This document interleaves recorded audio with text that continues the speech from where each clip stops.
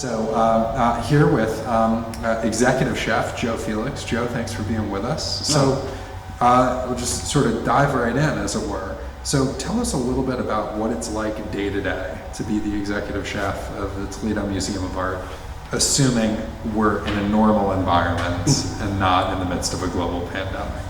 Right. Well, thanks for having me here. I mean, the normal day-to-day for the museum is exhilarating. It's a fun way to put it. Much of my life is centered around art and food, so this place is a perfect fit for me. It's not mundane, it's not repetitive. It's constantly changing. We have new scenarios we have to deal with constantly. You know, the art still always come first, so even as we move around the building, we have to take our logistics in consideration of where the art is and how we operate. But then also making our food into art as well, which is also can be a challenge in a lot of the situations we're put in. So nothing is ordinary here for sure. How do you think about the menu? Explain to people, when you're putting a menu together at an art museum, how do you think about that? Quite a bit of things go into it. One, I realized where we are in the city of Toledo. We're very oversaturated with a lot of different foods here. So trying to come up with something that's unique and kind of a niche to ourselves that gives us, you know, a chance to stand out is what we aim for a lot. And then beyond that, it's, you know, trying to find something that's going to appease a wide variety audience. We have people coming from all over the city, the state, the country, and the world here. There's dietary restrictions that I never knew before that I've come across now. So really try to create something that anybody can eat, and not making it too wild and unknown. Still, you know, having it be comfort food as well. Sure. So it's on the one hand sophisticated, but on the other hand accessible. Yes. So what's your favorite dish that you've ever come up with? Oh. Well, how about your favorite dish you've ever come up with? Right. That's hard. I mean, because I don't do the same thing twice very often. Going back through some of the things I've done, probably not just one dish, but in a culmination of dishes where we had a dinner for the Chins de Rotisseries, who's an international food group, and our local chapter here had their dinner with us one year. And they wanted to have food based off the art and kind of interpret it in my way of how I would see this artwork in a plate of food. And it was a Mexican Asian fusion. So some of the Asian art here really inspired me, the Netsukis and some of like the old tea sets and things like that we have.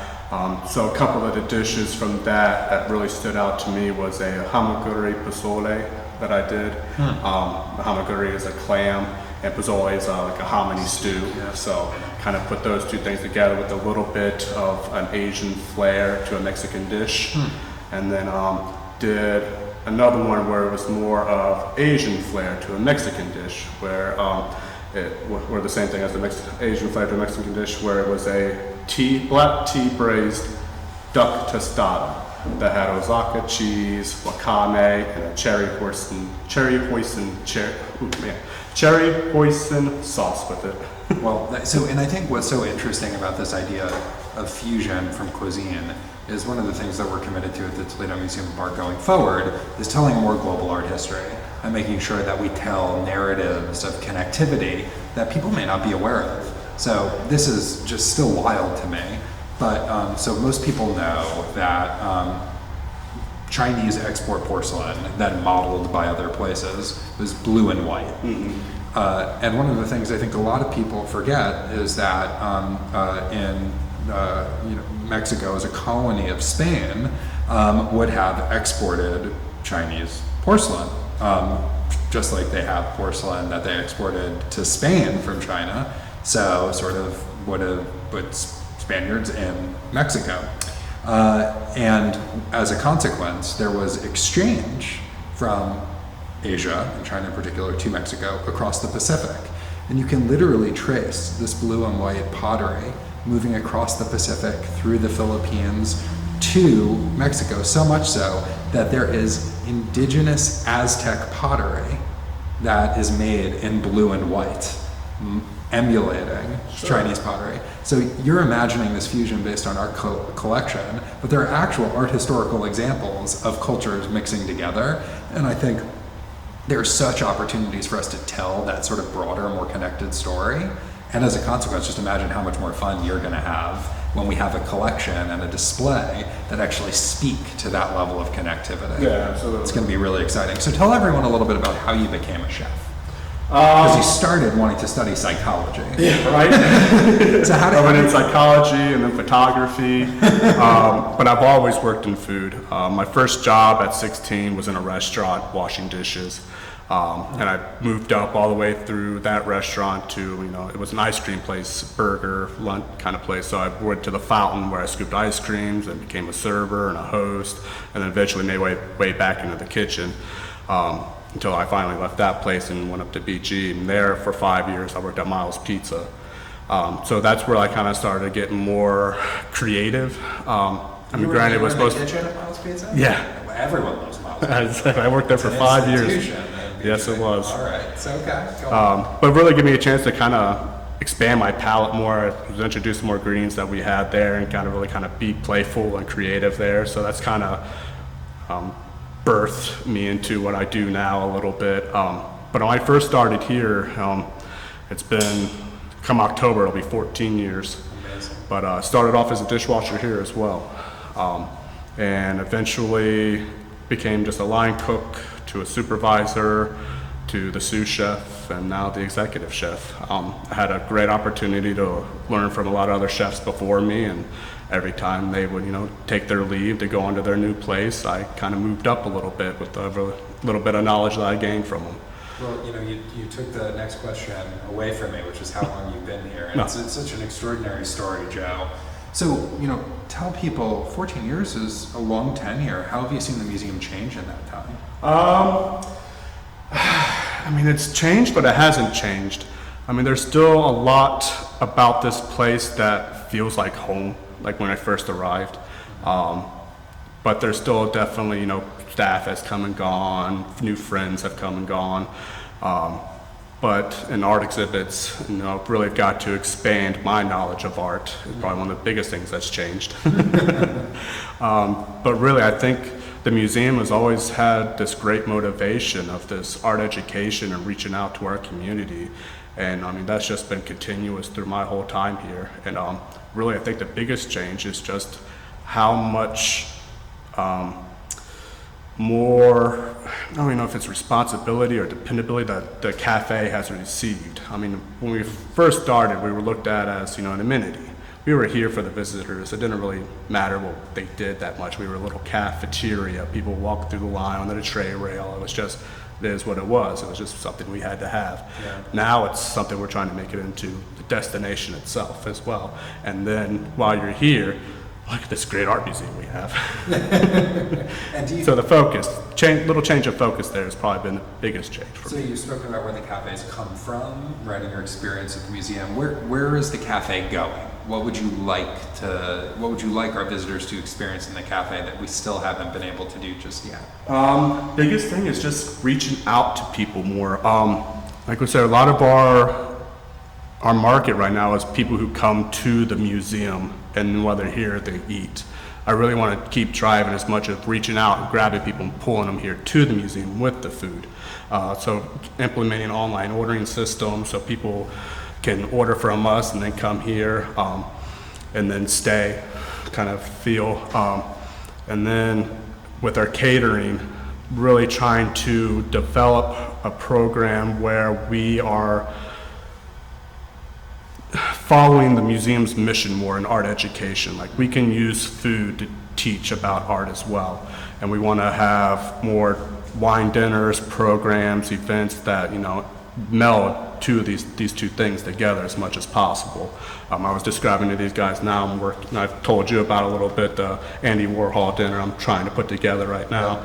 Hopefully we get it done in time, but he's not the only one I want to do. There will be several other of these that we want to do along with other community leaders and restaurants and breweries that we want to bring in and have people learn about, because I mean, food itself is an art and a craft. So that's another thing that we're just trying to expand on as much as possible. Well, as you say, it's an audience expansion tool. You know, there's a marketing firm in New York called the Plaka Cohen, and they do this big survey, statistically significant survey of America every 3 years. The survey is called Culture Track. And more people define food and drink as a cultural experience than ever before. I think it's something like 85%, it might even be higher. So you're right, it is a way to draw people in, but making sure that it is not just a meal and leaving, really connecting it with our art education mission is a huge opportunity.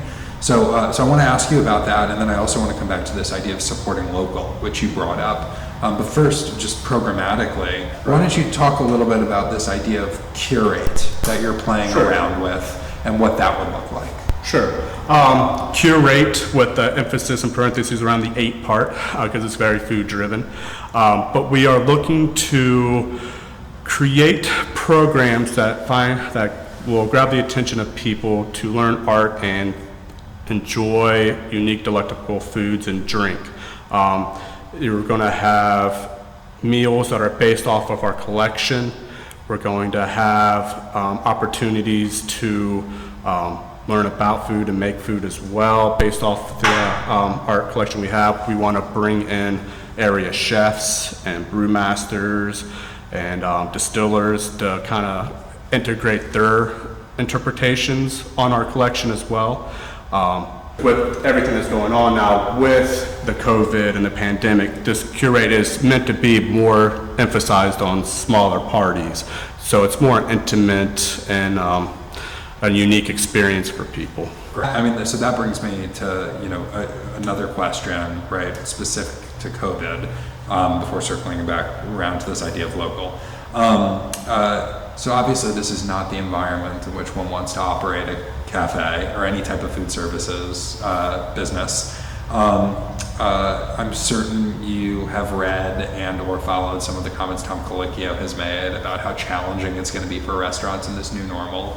Obviously, as an attached amenity, we have some advantages. But how do you think about COVID? You've already mentioned an opportunity to pivot programmatically, but in the cafe itself, how is COVID affecting your thinking?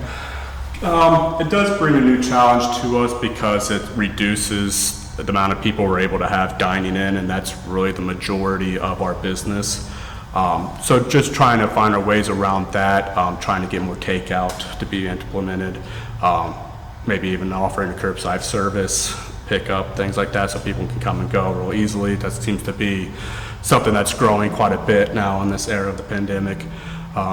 Kitchen-wise, I mean, quite fortunately enough, with the renovation we had about 4 years ago, we gave ourselves enough space where we already spaced our stations out, so all of our cooks are well within everything that we needed guidelines to follow. So, you know, we're already very hygienically clean. We sanitize everything constantly as a restaurant, so there aren't many issues in the back of the house. It's just the front of the house and just our size of dining room that we can see people. That's the biggest challenge right now. And now what about special events? Because you also support all of our catered events. You don't just do the food service here. You don't just do smaller lunches and dinners or Curate. You also do weddings. You also do corporate events. And the governor has allowed for events up to a certain size to start continuing. So tell us a little bit about what that looks like for any viewers who are interested in booking an event. Right. Is that something that you're doing? And how is COVID affecting your thinking about catering? Sure. Well, we are able to have parties up to 100 people in the spaces that we have. That's the largest we're capable of right now, which is still a good, significant sized party. But it's still kind of a bob and weave and dance with some of the guidelines and new restrictions that come out or get released as the phases go. So we're constantly in contact with the Lucas County Health Department to see what we're able to keep, what we're capable of doing, and when, you know, we're able to expand or we need to retract things. But again, like the back of the house wise and everything that how we operate won't change very much. There's a couple other things we'll have to worry about, like it will only be plated foods. We won't have buffets or strolling dinners or anything like that for a long time. Can't have past hors d'oeuvres, nothing where there's, communal food where people are picking themselves. Yes. But I think that just creates a couple new challenges of thinking of, how to work plates constantly, since that's going to be what we're always doing, not trying to be repetitive still with that.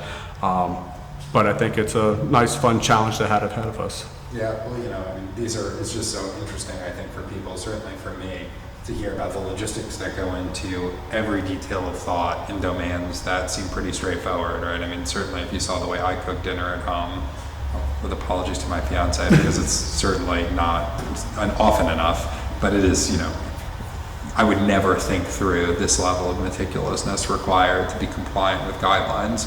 But I think you made a really important point, which is we want events to come back. We want as many people in the cafe as possible, but we will do nothing to compromise safety. That's right. Safety of our visitors, our staff, our volunteers is first and foremost. So, I want to come back to this idea of the museum as an anchor institution, which sort of interestingly connects with this idea of visitor and staff safety above all else, right? It's really about how we acquit ourselves of our obligation to this community. And we are an anchor institution. We, you're not picking up the museum and taking it to another city. So we need to do what we can in our vendor relationships to make sure that we're supporting local and that we're supporting local quality, right? Because you, of course, have an incredibly high standard, just like the collection here. So talk a little bit about how you think about that. Talk a little bit about your garden and how you think about supplying the cafe. Just talk a little bit about how you think about suppliers, vendors, and supporting local. Sure. It's a great question. So with our vendors, we do use state vendors. Northern Hazrat is one of our major ones. Premier Produce, they both operate straight out of Cleveland, but they source from farms from all throughout Ohio. And then our garden, during the summer, it's just a fantastic thing to have.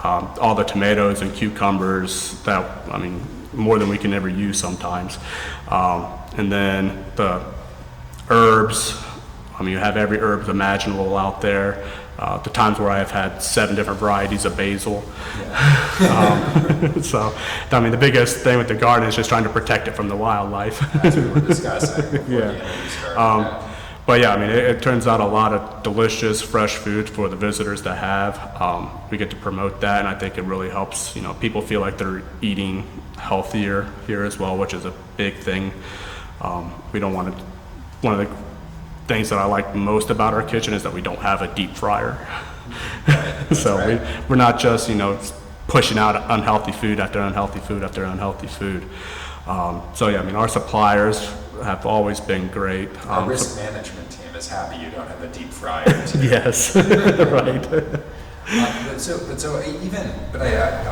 see it in even more than that, Joe. I see, well, it's not the healthiest choice. When I look at the beers we have, I see that we have Ernest Brew Works represented, right? I know that we have conversations with Toledo Spirits, right? So what are you really, I think it's fair to say, when we can go local, we do.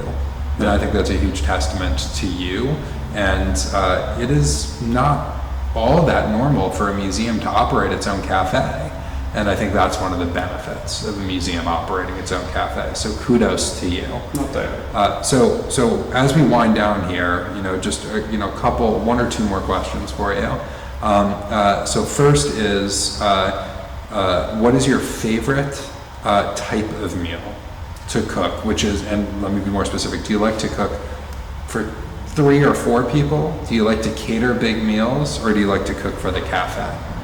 I would say part of those intermediate dinner parties, somewhere around 30 to 50, are some of the most fun to do, because you can really get a little bit more wild in your selection of menu choice, as long as the eaters are usually a little bit more adventurous, things like that. Not always, but that group tends to be more so. And it allows you to play a lot more with your plate ups and how you envision things going out, and gives you a little bit more time to work on the quality of the presentations other than 200 person party where you're really trying to throw them out the door as fast as possible so everyone gets food around the same time. Right. The cafe is great too, but again, it's one of those things where we get into rushes and it's just like we just got to pound it out. Yes. So those little intermediate parties are really a nice wheelhouse for me. Okay, and then so my last question for you is, what advice would you give to me as I think through the opportunities for the cafe, for food services, for special events? What would you have me thinking about as I get through my first 100 days and conceive of the whole opportunity set for you and your team? I would say probably to put you in almost the mindset that I am is really trying to reach out to people who don't normally come to the museum because they think the museum is still old and stuffy, elite. We want to find the younger crowd, and we can do that with food. And reaching out through trying to have an online ordering experience, putting together these programs that are maybe marketed more towards the younger crowd, and really just thinking about how it is that we keep getting fresh new faces in here. Well, I love thinking of food as audience engagement. I love thinking of food as community engagement. And we're so lucky to have an executive chef who feels that way as well. So thank you, Jeff. Thank you, Adam. All right.